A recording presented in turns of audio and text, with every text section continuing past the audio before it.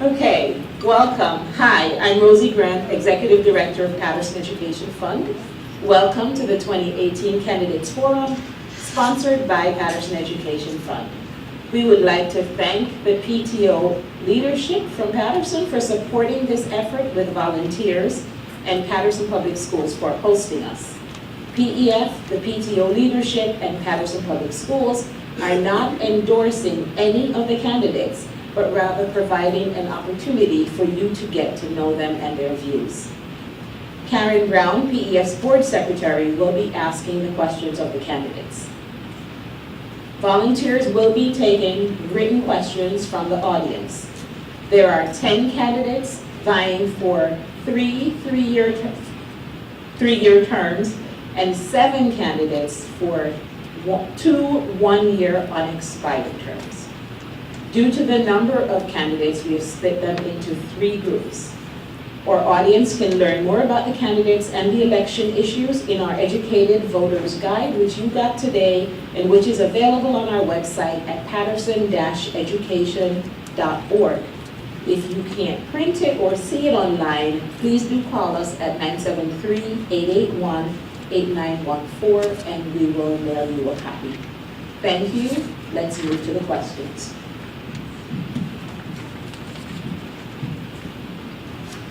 Good evening and welcome. All candidates will answer the same set of questions. Please limit your answers to 2 minutes. Before we delve into the questions, I would like to give each candidate an opportunity to introduce themselves. Please take 1 minute to introduce yourself. Good evening, everyone. First of all, I want to thank the organizers of this event. Rosie, obviously, doing a great job. But I'm Vincent Harrison, 13K. Just want to say a little bit about myself. I am in addition to being a candidate, I'm a parent for the Patterson student in the Patterson Public School System. So running is very personal for me. I care for my son and the other 20,000 kids that are out there. I have 30 years of technology experience and 20 years of IT management experience for a Fortune 500 company. And I'm looking to do the best for our kids and give them the skill sets they need to advance their careers, whether they go to college or whether they go to the workforce. So again, my name is Vincent Harrison, 13K, and I'm looking forward to this event. Good evening, everybody. My name is Ramon Joaquin. First of all, I want to thank God for giving us the opportunity, giving us the light of day to actually be here today. I want to thank the organizers for giving us the opportunity for us to express our platform. And again, I'm a Patterson guy. I attended Patterson Public Schools since the age of 7. I've lived basically my entire life in the city of Patterson. I'm a homeowner in the city of Patterson. I also work locally. I work for the Patterson Police Department. And within the Patterson Police Department, I'm one of the IT techs. I also have a child, 9-month-old. And he is my main motivation for me to come and try to fix our district, fix our educational system to one that it can be and to the best it can be. Thank you very much. My name is Ramon Joaquin. I am 2K on the ballot. Hello, hi everyone. My name is Amanda Ramadan. Hello, hi everyone. My name is Amanda Ramadan. I'm currently running for the Patterson Board of Education. I currently work as in higher education. For now, it gave me the aspect to see what problems we have in the Patterson Board of Education. I've been living in Patterson. I was born and raised in Patterson. I attended John F. Kennedy High School and School 9 for elementary. Running for Patterson Board of Education for all of the children of Patterson. My number is 17K on the ballot. Thank you very much.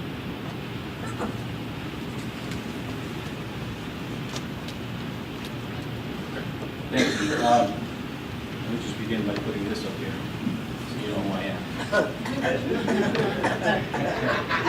So I want to thank everyone for attending. It's very important that you're here. Obviously, thank you to the organizers, Rosie and her team for doing a great job. My name is Eddie Gonzalez. I am a candidate for a 3-year term on the Patterson Board of Education. My wife and I, born and raised in this great city of Patterson, have been here. We do have 2 children, 2 wonderful kids, which inspired us to constantly be involved in the community and fight for our kids' education. I fight every day because I work for an organization that is heavily involved in this community. I was a previous Board of Education Commissioner, sitting with some of my former colleagues that I see here in the audience. And I'm very proud to be here because we have, even back then, when elected in 2009, have fought diligently to try to get local control, and that's, because of the efforts of many hardworking individuals. And I thank you for the opportunity. We'll talk more. Good evening, everybody. First of all, thank you for all the organizers. And my name is Eduardo Lachipa. I'd like to thank you, everybody that came here today. It's an honor to be your president because I know that each one of you, as educators, parents, and activists, are here because you care about the children's future. And I wasn't born in Patterson, but Patterson became my home, and it's pretty much in my heart. I have two kids that attended the Patterson Public Schools, and I also went to the Patterson Public Schools as well. I went to the Bosco, and I've seen all the struggle that our students have been going through since the time that they used to go to school, and it's time to make a change. Thank you. My name is Robinson Ramadan. First of all, I'd like to give thanks to God, give thanks to everyone who organized this activity, and thank you to all of you who came out tonight. I was born and raised in the city of Patterson. I'm a youth pastor. I've been working with the youth of Patterson for the last 8 years, and I'm just trying to get back to the community. I want to see something better for them. My wife, another motivation. I'm running for the Board of Education, not only our youth, but my wife is also a teacher assistant. And she tells me some of the struggles she goes through, and that's one of the reasons why I was motivated to run. I want to get back to the community. If anybody that knows me, they know that I'm a person that likes to work, a person that rolls up his sleeves, a person that will fight for you. Robinson Ramadan, 14K. First question. Patterson is just beginning the 2-year process of returning to local control. What will you do as a member of the school board to facilitate a smooth transition and prevent future takeovers? We will start with Mr. Arrington. Thank you, that's a great question. But one thing, we should be clear, this transition plan is very critical because if we don't execute this transition plan properly, the state could come back in and take over control. But there are clear deliverables and milestones in that plan that we need to execute, and those are clearly laid out in the plan. But what I do, I would make sure and hold the district accountable and make sure that we deliver on those deliverables to the state, work with the HSPs, the high school professionals that the district has put in the state has put in the district to make sure that happens. And obviously we have deliverables from the our governance, operations, personnel, fiscal, and IEP, and we need to make sure that we maintain those levels of grading with the state, because obviously if we fall short on those, we will lose control again. So again, the plan is a really simple plan. We need to follow it, hold the district accountable, and hold ourselves accountable. Thank you.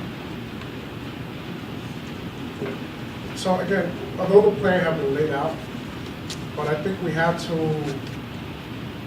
do a little bit more of performance. As you see and heard on the news, there's a lot of going on with the part test where most of our kids are failing. For example, high schools, the great majority of our kids fail the math portion, and the story goes on and on. So I think we have to first, we have to perform to the capability of the state level where they want us to perform. And two, it takes a collaborative effort for us to get to the level that to regain local control. So it's not just on our end as a commissioner, but also we need to have the input of the community, the input of teachers, parents, and everybody involved in the city, so we can retain local control. Thank you very much. Manny Ramadan, accountability and responsibility, that's what we should all have as a board members. And we should follow their guidelines and protocols when we're transitioning to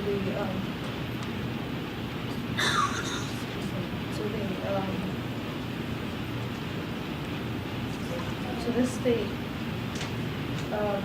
Thank you. Thank you for the question.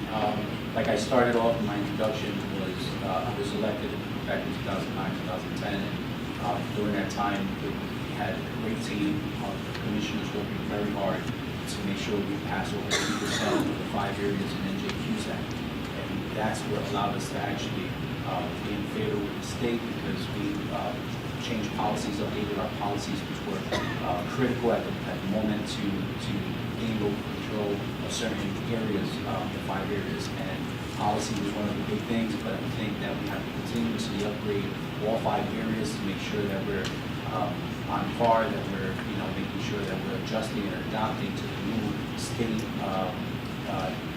regulations, because we do have a new administration, we have a lot of players, new players, and one important thing, the main thing, I think it starts with you all, voting for individuals who have capacity to make sure that we retain and maintain local control once we get it, without having individuals who have the capacity to understand their role and act accordingly.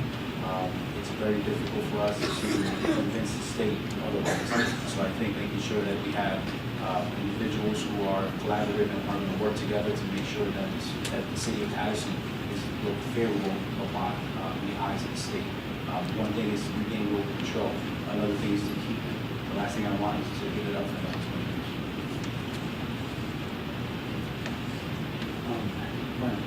Thank you for the question again. About local control. It was a great achievement that it actually happened after 27 years I'm thinking. But I mean, the thing is now, what happened now is like, we have to make sure that we're going to have elected people that is going to really retain the local control. And what I mean by that is that we have to get everybody on board. We have to get everybody together. And not only the board, but the community as well. Because I strongly believe there's no I in team. I mean, there's I in team, sorry. And we have to be and work together for it to actually stay and make a change and actually actually move forward from that point on. Thank you. I believe that we have to work together to continue with this local control, involve the parents, the teachers, the students, and see how we can get the best out of our students so we maintain the local control. We have to go over every policy and see what's going on. Why are students failing in the math portion? Why are they passing the part? And we have to go over these reasons and work together as a community. The parents, the teachers, the Board of Commissioners, the Board of Education, and work together. And together we can bring up a great future for our children. Next question. The state increased school funding by $20 million for this fiscal year, but the total still falls short of what our children are entitled to under the law. What is your role in ensuring that our children get adequate resources? We'll start with Mr. Joaquin. Sir, great question. Again, our school system has been underfunded for years. It's not a secret. It's $280 million. And now we're getting $20 million. But I think we have to also tap into all the resources. As you can see, the federal government also plays a big part in our education. Although not in funding, we have to pursue those type of fundings that exist in the federal level. For example, we have the Type 1. And we also have IDEA grants. It could help us with our disabled children and students to better equip them not only in facilities, but also to give them a better future in education. Thank you very much.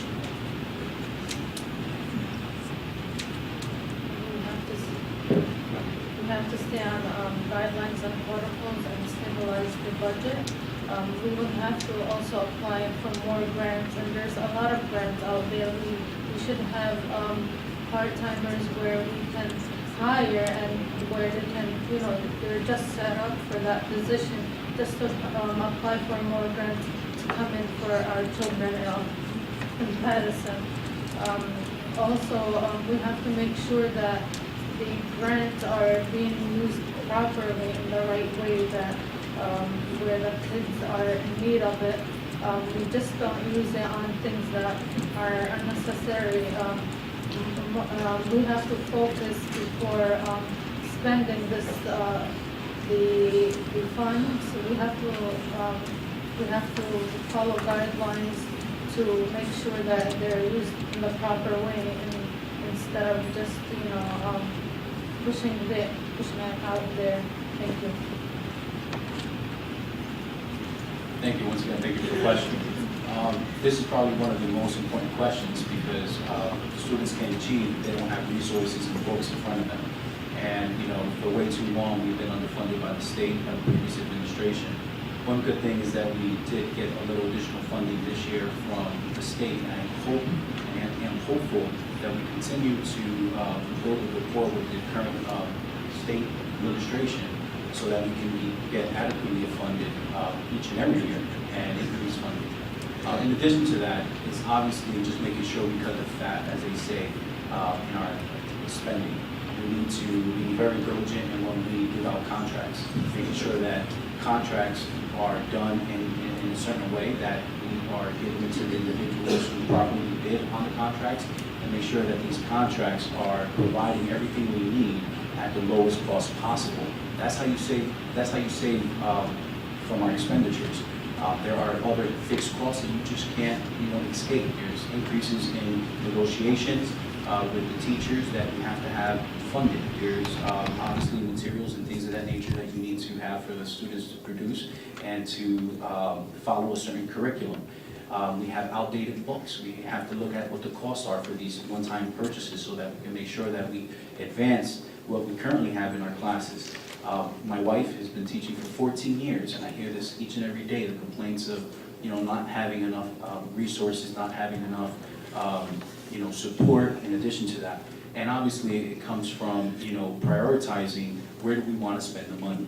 And I think that that's a community effort. It's not just one or two people or even the board alone. I think there needs to be more community forums throughout the 6 wards in the city of Patterson to get input from the community. What do you feel we should do? Let's prioritize our work. Where are we falling short? I know that special education and other areas like that have been underfunded for so long. Thank you.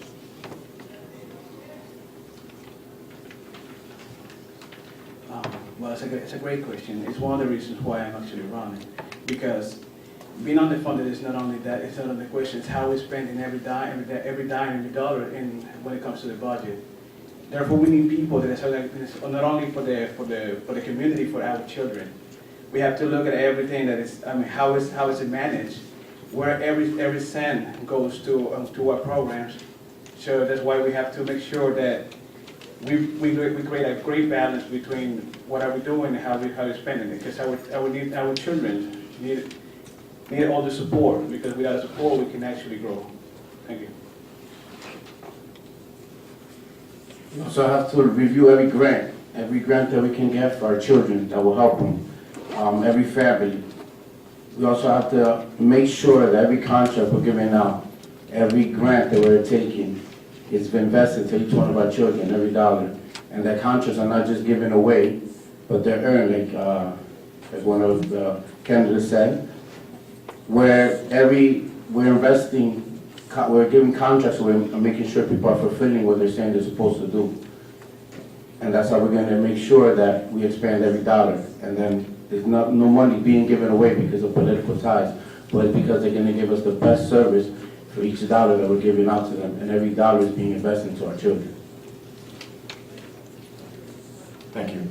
So obviously, there's no secret, we've been underfunded about $280 million, and that the state is not following the school funding formula. So obviously, we do know that. But obviously, as a district, we need to look at different ways of cutting our costs. And some of the things we've been doing this year as for cut costs is shared services. How do we collaborate with the city to cut some of our costs and share some of those expenses with the city? One thing we're doing this year is the energy savings programs, which is going to save us about $700,000 to $1 million a year in energy costs with the solar panels and lighting. So also, one thing we did this year was the healthcare costs. We successfully got out of the state plan to save us about $17 million a year. That was a big help for us. But the main thing we need to do is advocate the state to fully fund our school. Thank you. Next question. In today's environment, our children experience trauma on a daily basis. What are some policies that could help to ensure that they are safe in and out of school while also providing social and emotional support? Let's start with Ms. Ramadan. So, having social support is very important in a child's life. We would need to focus on each child that has this problem, and we need to set up guidelines that when there is a problem, that the student is not afraid of expressing this issue to their teacher or to anyone on the school authority.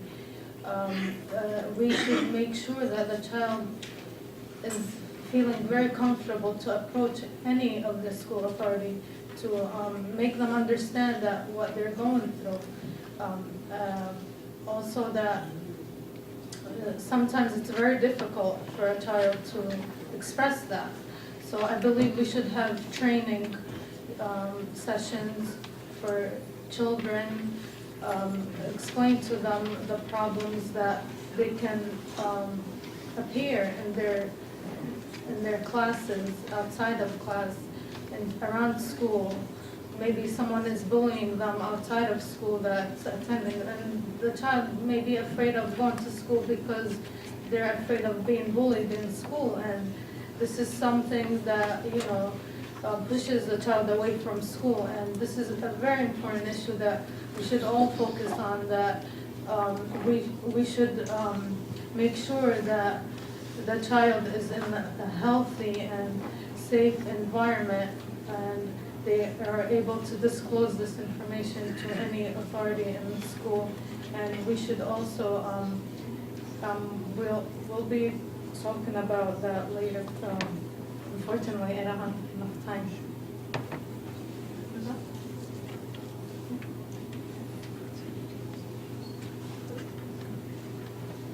All right, thank you for the question again. Obviously, this is a big issue happening in the city of Patterson and many urban districts like Patterson. One of the things that I would like to look closely at is how we are implementing the HIP policies. I know the state HIP policies, which is for harassment, bullying, are a little lax, in my opinion, and I think that as a school district, we should look at making sure that policy is revised and improved upon to make sure that we are actually including individuals who are being bullied and are causing behavioral issues inside the classroom, but sometimes don't get that extra resource or that extra attention because they technically don't qualify as being a bullied individual. So there's a certain guidelines that the school district is following based on the state. I think we have to get a little bit more aggressive on that.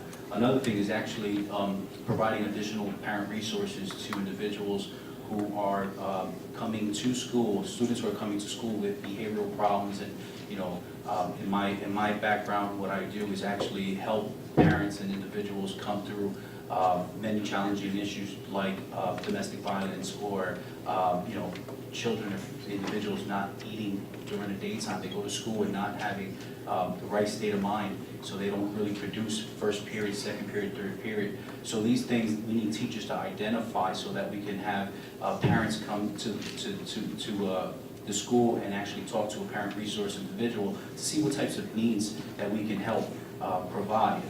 In our agency, we actually do a lot of this. It's called the Neighborhood Help Center, where we help thousands of individuals on a yearly basis. Another key thing, I think, and I think the community will agree with me, we need teachers and staff who recognize the behavioral issues because they are from our setting, from our urban setting. They look like us, they speak like us, and they understand the problems that we are currently going through in urban districts. And there's a lot of challenges, and I just think that we need to do a better job at providing additional training to these staff members as well.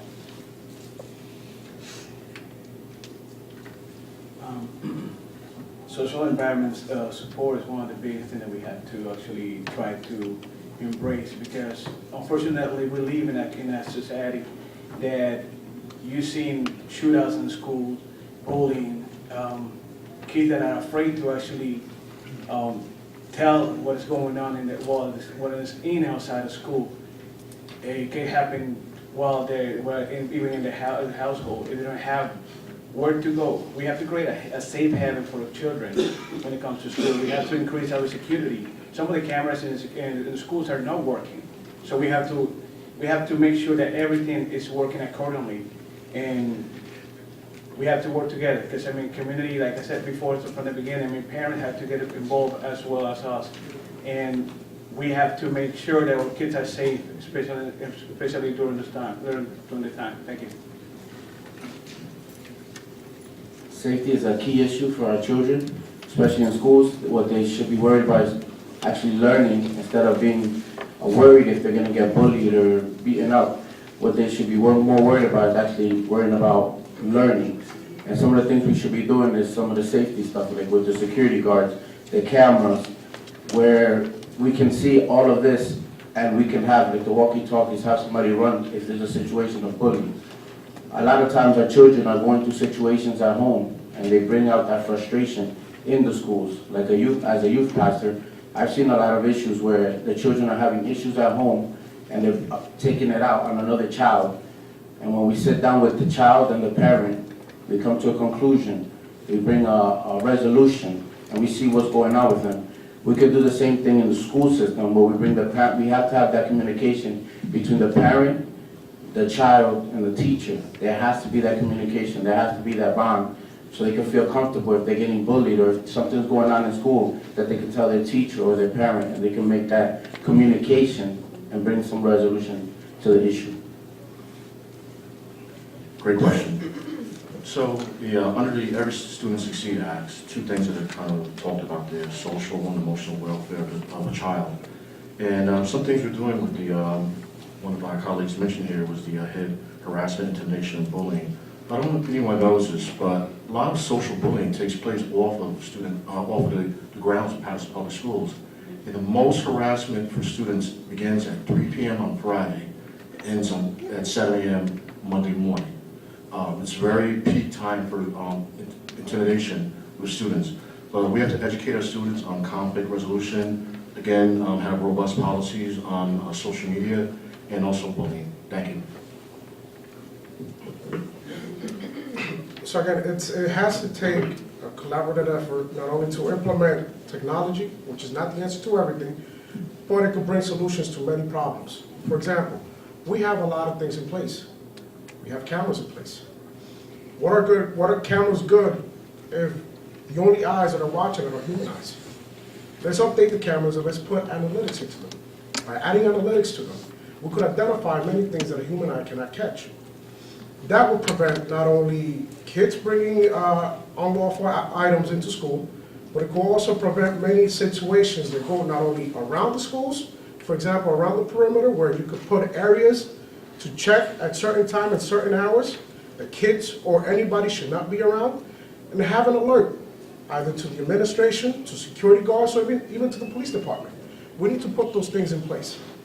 Secondly, I would like to implement what I call parental control, or parental portal, which is basically giving the parents a tool not only to come and see through technology, either be it phone or computer, see how your kid is doing, see how your kid is slacking.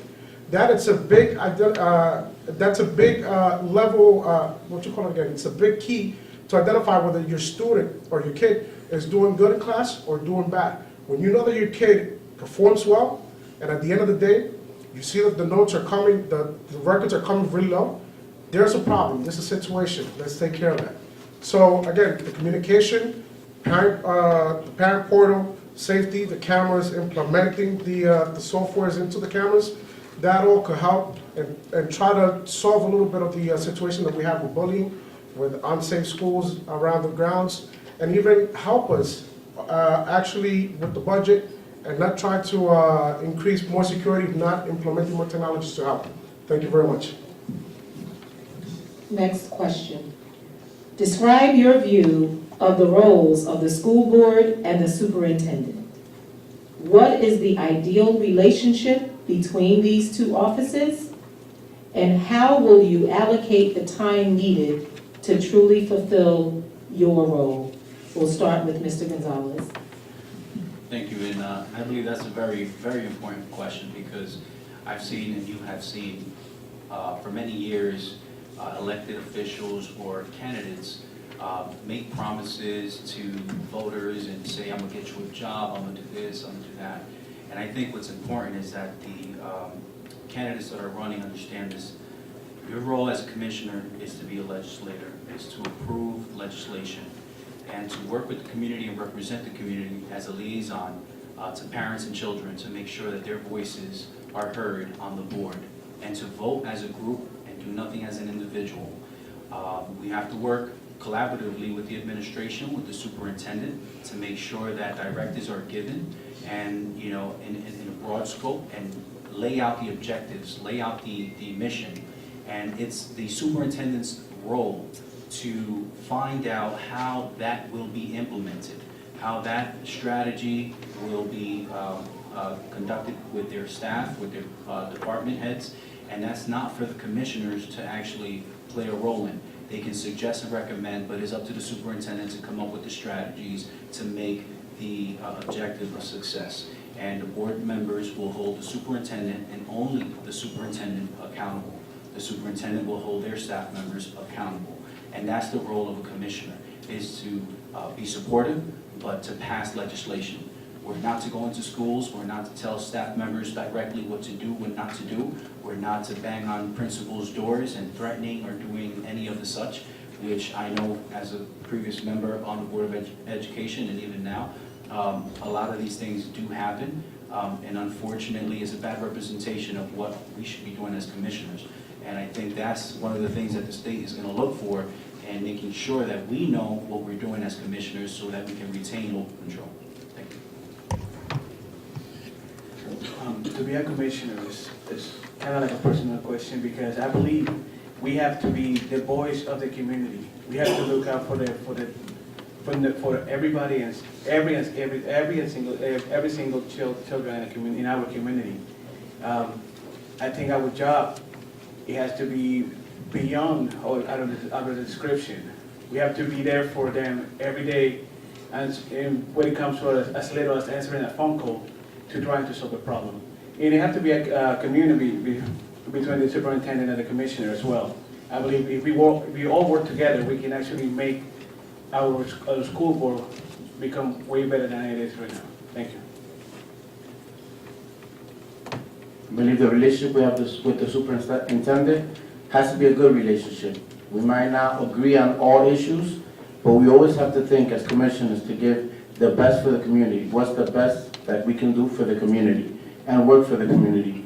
Have their best interests in mind always.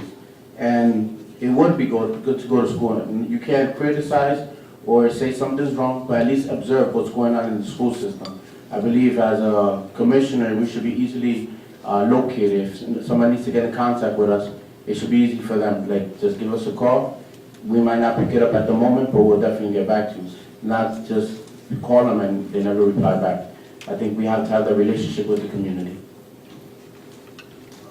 That's a great question. I mean, in the simplest terms, the board sets policy, direction, and the superintendent runs the day-to-day operations of the district. In the simplest terms, there's a collaboration between the board and the superintendent, because we do have a healthy relationship with her, and probably in the first time in many years, there's a collaborative relationship between the board. Time-wise, this is, I didn't realize this, but this is about a 15 to 20 hour week job. You know, you're reading material, reading board packets, and studying, preparing yourself for the meeting. But more importantly, as a board member, I'm a resource for the community. Every morning when I stop at Dunkin' Donuts or the bagel shop, I'm fielding questions from parents, and I'm pushing them in the right direction. So I feel that's probably my most important role, is to be a resource for you out there. Thank you. So I think both bodies could agree that our best interest is to provide the opportunities for our kids to succeed. Implement policies, curriculum, so we can push them and make them strive for the future ahead. But again, people don't understand that, again, we are elected by the people, And they don't want to hear that answer when they knock on your door or they give a phone call and say, look, I have a situation, I have a problem. You as a commissioner, as an elected official, elected by the people, you should be attending that situation and helping those parents. I believe, humbly, elected by the people, it's your right, you're in your right to not only go out of your way and try to help those people in need, because at the end of the day, you got the position by the people. So secondly, the body also works as a check and balance. The administration, which is the superintendent, and then you have us as the commissioners, which we implement laws and policies. And again, like I said, we are elected by the people, and for the people we should work for. Thank you very much. The role of the Board of Education member is accountability and responsibility. That's what we should all be held accountable for, what we do and what we implement. Also, we need to work for the best interest of the child. Again, we need to follow the guidelines and protocols from the state in order to stay in local control. And also, we have to collaborate with the superintendent. Thank you. We will now take a couple of questions from the audience. The first question is, students who have an IEP are not receiving their aid as per their IEP contract, and the schools are cash-strapped. How will you resolve this issue? How will you improve the child study teams and the special education department? We'll start with Mr. Lanchipa, and your answers should all be limited to 1 minute. It is true that the IEPs are not taken seriously as it should be. Some of them that not even read the proper way, or they don't have the right follow-up. And sometimes when you change the school, when the children from school to school, their records are lost. So we've fallen behind in special education for our kids. I just recently find out that we actually own 2,000 hours of speech therapy for some of our children. So we have to really look into this and follow up the proper way, because it's our children's future, it's our children's education. We have to be really, really careful with the things that we do. We have to provide with the right workshop for the teachers to actually get everybody paid in order. I mean, like at the same level, and make sure that every single school has the same services in the whole district. Thank you. Really, with the special needs students, we need to have these examinations earlier than what is going on.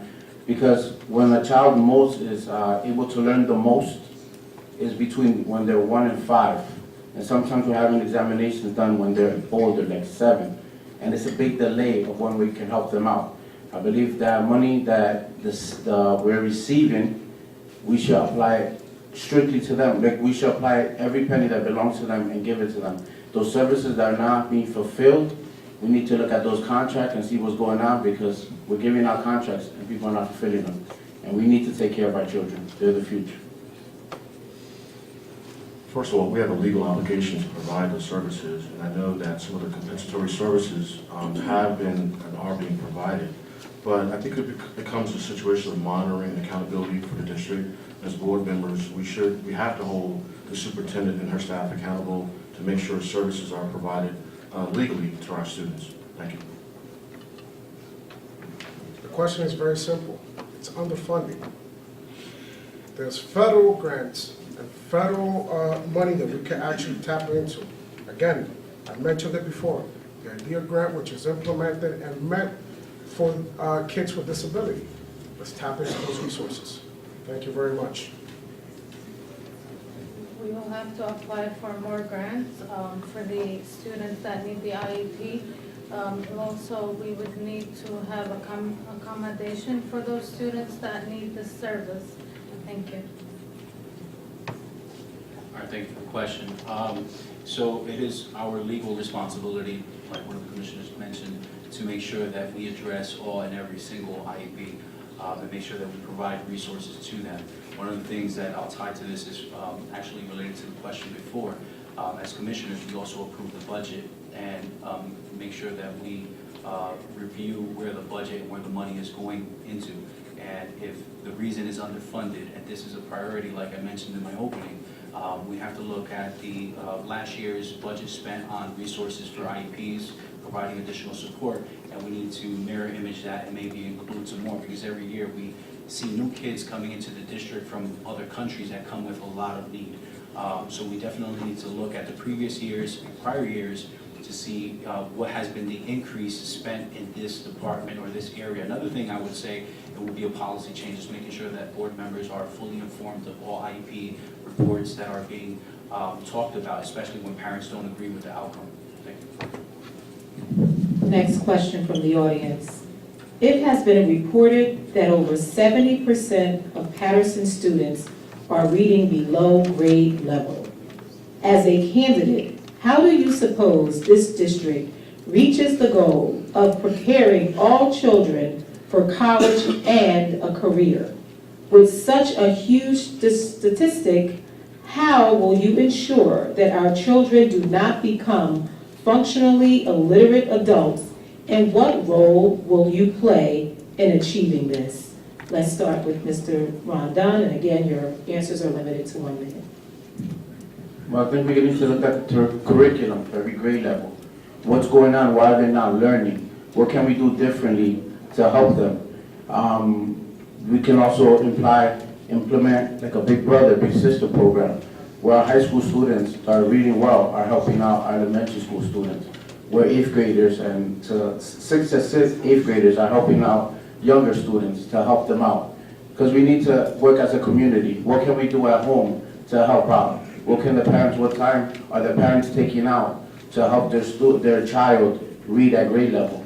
Like, we all have to work together, and if we work together, we can make it happen. We can reach the goal. That's a great question. So the data shows that by 3rd grade, if your child's not reading on grade level, they're going to fall behind every year after that.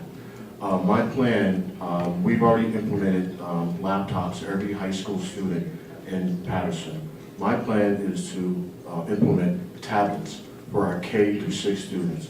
We all know our students are very interactive. They're learning a different way. And my plan would be to introduce tablets for our students with reading intervention programs to help keep them on grade level and advance their academic career. Thank you. So, reading under grade level, I believe that our curriculum meetings and program meetings have to be a little bit more meaningful. But what do I mean more meaningful? You need to put more time into it, more effort. When you put more time, more effort, you will see the results. You will not see the headlines of actually our kids failing in that portion of the part, or seeing our elementary school failing literature on a part. Again, we have to hold our leaders accountable. That's why you guys vote them in there, so they can represent you and represent the best interests of our kids, not a special interest. Again, thank you very much. I'm Ramon Joaquin. To prepare students that read at a grade level, first of all, when they start before attending high school, I believe that we should give them a basic entrance exam just to see how they are before they actually start high school. So that way, for this summer, we will be able to see where is the struggle in that. Also, I believe we should have reading competitions where we can give the student award that, you're improving your reading. Students that read more than others, also give them a reward. Also, I believe we should have programs for the parents. We have parents that are not English native speakers, where we can find this problem that falls under there. So we need to help those parents that are not English native speakers to have programs for that. Thank you. All right, thank you for the question. So one of the things that our organization in which I work is provide for School 5's community school. We are the leading nonprofit to assist that school with additional resources, like providing programs like AmeriCorps, which is additional staffing, to supplement what the teachers doing inside the classroom. So they, after school, provide the same type of instruction done in a different way so that the children who are in those classrooms are actually able to learn in a different setting, in a different way with different instructors, to make sure that they are adequately getting additional support. So providing community schools throughout the city of Patterson with partners like, I know we have a couple already, so NJCDC, Boys and Girls Club, and there's a few others that, YMCA, so many others. Oasis, I think, is now applying for school number 2. So the key thing here is to make sure that we support those types of initiatives, because the local private partnership is important to make sure that we add additional resources and programs without spending our own money. I believe that's one of the reasons why after-school programs should be, they are so important. Because first of all, we have to look at the curriculum. They say that, the world changes every day, and some schools haven't changed in 100 years.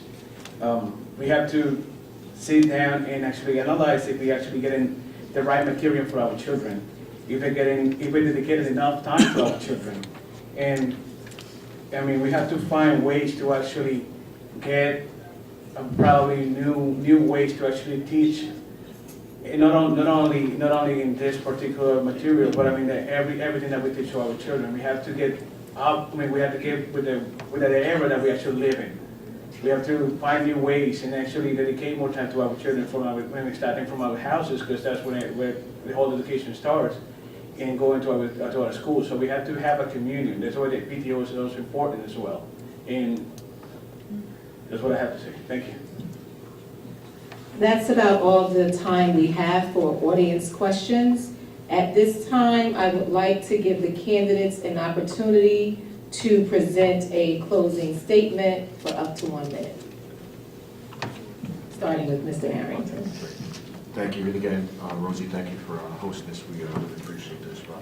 I'll be real brief with my remarks, but Patterson have a verifiable record of working with our students. I co-chair a mentoring group of students for the past 4 years, helping our subgroup of students, at-risk group of students. I'm also on the technology committee at the SOIT at Eastside. I host career days at UPS for Patterson Public Schools on an annual basis. I also speak at career days for Patterson Public School Systems. I say that to say that this is not something I just woke up yesterday and decided I wanted to do. I'm fully engaged with our Patterson Public Schools students, and I will fully be that way. Again, my name is Vincent Harrington, 13K. Thank you. So, the transformation of our public schools into one that we hope will meet our expectation needs to take input from every corner of the city and every constituent level. That's why parental involvement has to be top in our priorities. There's no way we can reach our goals without the parents. As your commission and the board, I will diligently be your voice to represent our kids and the board. After the last PARCC test scores, we find ways to point fingers at the parents, teachers, students, but when everything goes wrong, nobody wants to take responsibility. Guys, we're in a state of emergency. We need to take action. We need to put independent voice into our school system. That's the only way we can move forward, and that's the only way we can move the agenda of the people forward. I am Ramon Joaquin, 2K in the ballot. I'll be looking forward to work with the school board members, with the administration, and with everybody in the city. Thank you very much. Manny Ramadan, 17K on the ballot. Responsibility and accountability, that's what I focus on. Also, what I'll be focusing on is the budget dropout rates for the children of Patterson. Unfortunately, I've been attending Patterson, and ever since I've been attending high school, I see this problem, and it's a problem still going on. And unfortunately, there's an issue with the youth that we have a drug problem, gang problem, and we need to do early intervention for that. Again, my name is Amani Ramadan. Thank you. Well, thank you all for coming. Thank you to the host for hosting. My name is Eddie Gonzalez, 9K. I'm Patterson Board of Education, row K. I'm happy to be a candidate once again. I was a former Board of Ed member elected back in 2009, 2010, and have served as I wish to serve continuously. I have children. I know what it is to have children and educate them. They're doing very well. I am a homeowner. I am a husband, dedicated community servant. I have served for over a decade at NJCDC, working with over 3,000 children and families each and every day through our various programs and services and helping community leaders build their capacity through community advisory boards and things of the such, and building neighborhood associations. And we have actually done a lot of work in the community. So I've been involved, despite not being on the board, indirectly or directly, working with the school districts, working with the individual, the administration, and many staff members for many years. So I'm not new. I'll hit the ground running. Vote for this Bulldog, K9, your man's best friend. Thank you. Well, again, my name is Eduardo Lanchipa, 3K in the ticket. Well, what voting for me is a good question. I mean, I'm part of the community. I've been in the community. Some of you probably see me, are tired to see me every day. And that's what we have to have, like people that actually are, that have no personal agenda, people that are independent, people that are working for the community from the get-go. And we have to, that you know that they're gonna be there for you and for your kids. So, 3K again, Eduardo Lanchipa. Thank you. Robinson Rondon, 14K. Like I said, I was born and raised in the city of Patterson. I have a lot of family and friends in the city. The future of this town affects me. I don't see myself anywhere else. And I want the best for the city. I want the best for the education of our children. And if elected, I promise to give you the best I can for the position. I'll be here to serve you. I don't see that position as a seat where you're just telling people what to do. I see that seat as a seat to serve the community. Be out there, not just be seen when it's time for election. If elected, expect to see me all the time. Robinson Rondon, 14K. This concludes our second panel. Thank you to all of the candidates. At this time, I'd like to turn it over to the president of the Patterson Education Fund, Rosie Grant. Thank you, Judge Brown. Thank you, candidates, for being here tonight and for stepping up to running for school board. Thank you to our audience. You are a great audience. You're giving us some great questions. To our viewing audience, I'd like to remind you that this is one of 3 segments, so please be sure to watch the other 2 sections. Remember to vote on November 6th. Tomorrow is the last day that you can register for voting in the upcoming election. Thank you all.